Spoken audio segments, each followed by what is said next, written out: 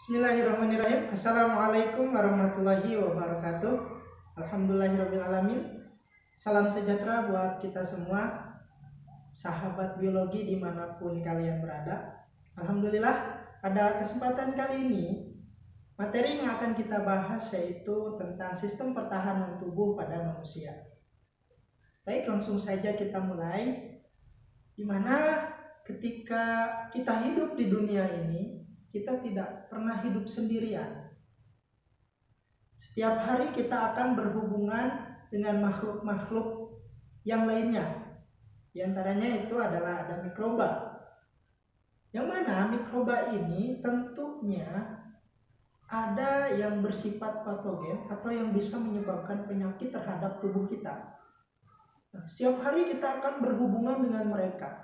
Seperti kita gatal-gatal, itu merupakan salah satu bukti bahwa adanya mikroba yang menempel pada bagian tubuh kita. Itu salah satu contohnya. Tapi apakah mikroba ini akan selalu bisa menyebabkan penyakit terhadap diri kita? Tentunya Allah sudah menyediakan hal yang terbaik untuk kita.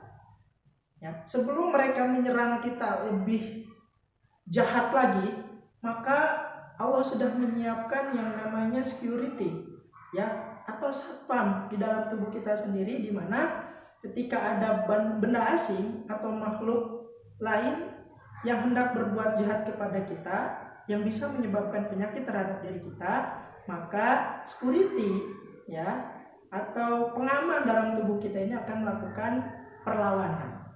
Itulah yang disebut dengan daya tahan tubuh. Baik, pada kesempatan kali ini ada dua materi atau dua bahan yang akan kita pelajari, yaitu tentang antigen dan antibodi.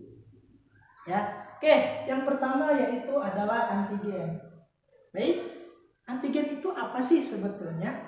Ya, nama lain dari antigen itu adalah imunogen. Saya ulangi, antigen nama lainnya adalah imunogen. Ya. Apa sih emang antigen? Antigen itu adalah suatu zat yang merangsang respon imunitas untuk menghasilkan antibodi. Saya ulangi, antigen atau imunogen adalah suatu zat yang merangsang respon imunitas untuk menghasilkan antibodi. Oke, ya, mudah-mudahan bisa dipahami. Ada dua jenis antigen, yaitu hapten dan epitop, ya, hapten dan epitop. Ya, saya ulangi, untuk antigen ini adalah biasanya sederhananya antigen itu adalah zat yang bisa merangsang respon imunitas tubuh kita. Jadi ketika ada antigen masuk ke dalam tubuh kita, maka imunitas kita akan aktif.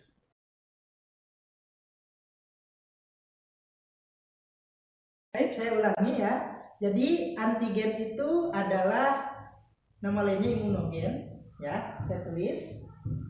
Pertama tadi antigen atau imunogen terdiri dari dua, yaitu hapten dan epitop, ya, hapten dan epitop. Ya. Sekarang yang kedua yaitu antibodi atau nama lainnya adalah imunoglobulin. Ya, antibodi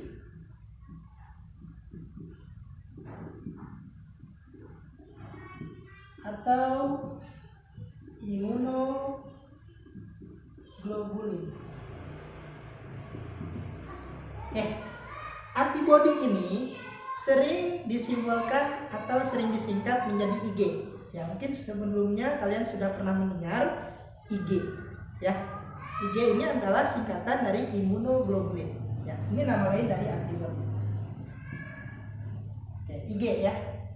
Baik, emang apa sih antibodi atau imunoglobulin itu? Perlu kalian ketahui bahwa imunoglobulin atau antibodi adalah suatu protein yang dihasilkan sebagai respon terhadap keberadaan suatu antigen dan akan bereaksi dengan antigen tersebut. ya. Jadi protein yang dihasilkan ketika ada antigen yang masuk gitu ke dalam tubuh kita. Itu disebut dengan antibodi. Baik, ada 5 jenis antibodi atau imunoglobulin ya yang dihasilkan oleh manusia. Ya, ada 5 jenis dan biasanya disimbolkan dengan huruf. Oke ya. Yang pertama ada IgG. Ya, IgG. Imunoglobulin G. Imunoglobulin G ini dihasilkan oleh ibu yang sedang mengandung atau yang sedang hamil dan akan diberikan kepada janinnya. Jadi imunoglobulin G ini berasal dari ibu yang diberikan ke bayi melalui plasenta atau kita sebut dengan ari-ari. Saya kasih keyword seperti ini. Jadi IgG itu adalah dari ibu kepada janin melalui plasenta. Jadi harus kalian ingat, ini adalah kunci dimana untuk mengingat di mana sih imunoglobulin G itu ya. Oke, yang kedua itu ada imunoglobulin A atau disingkat dengan IgA. Ya. Di mana letaknya? Letaknya itu adalah pada zat sekresi atau yang disebut dengan sekret. Ya. Pada zat sekresi. Mudah-mudahan kalian masih ingat dengan istilah sekresi, di mana tubuh kita ini mengeluarkan cairan yang masih bisa digunakan untuk proses yang lainnya.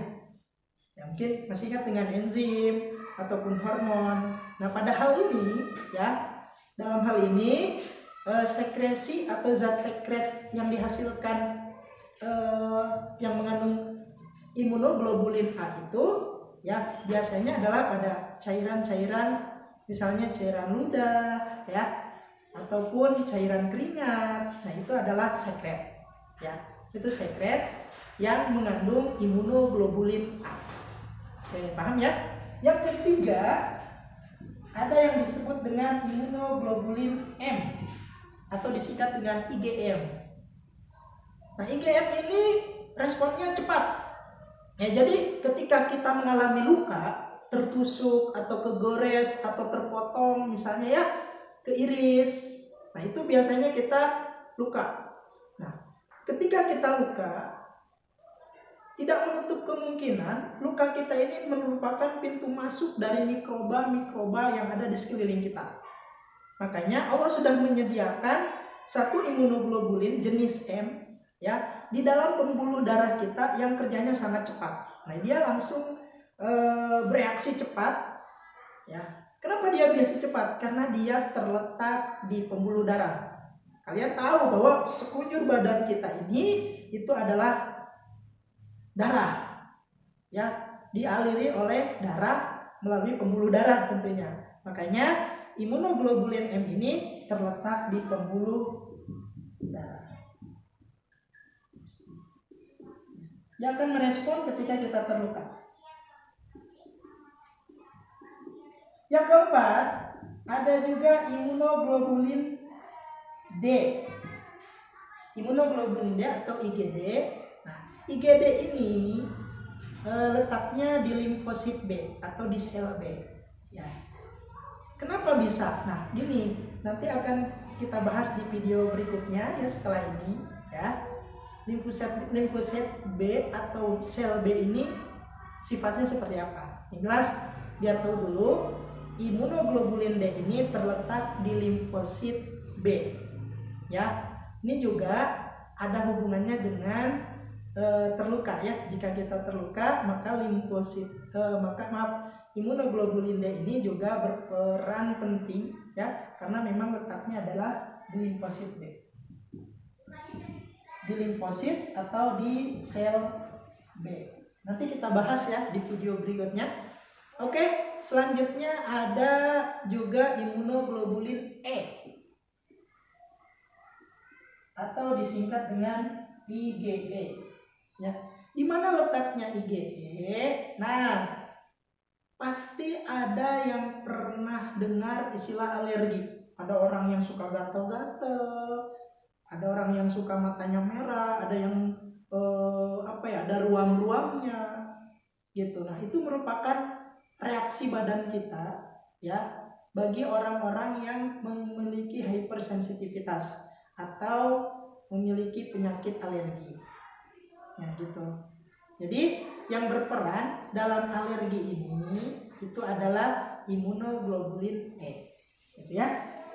Pasti pernah ya dengar ada orang yang kalau makan udang dia gatel, ada orang yang kalau kedinginan ya kena dingin atau suhunya dia rendah dia juga gatel-gatel atau matanya jadi merah ya, banyak. Nah, reaksi alergi itu banyak dan yang berperan itu adalah imunoglobulin E. Jadi imunoglobulin E itu adalah terletak pada reaksi alergi. Itu yang dapat saya sampaikan mengenai antigen dan antibodi. Saya ulangi, antigen nama lainnya adalah imunogen dan antibodi namanya adalah imunoglobulin. Mudah-mudahan bisa dipahami ya. Terima kasih.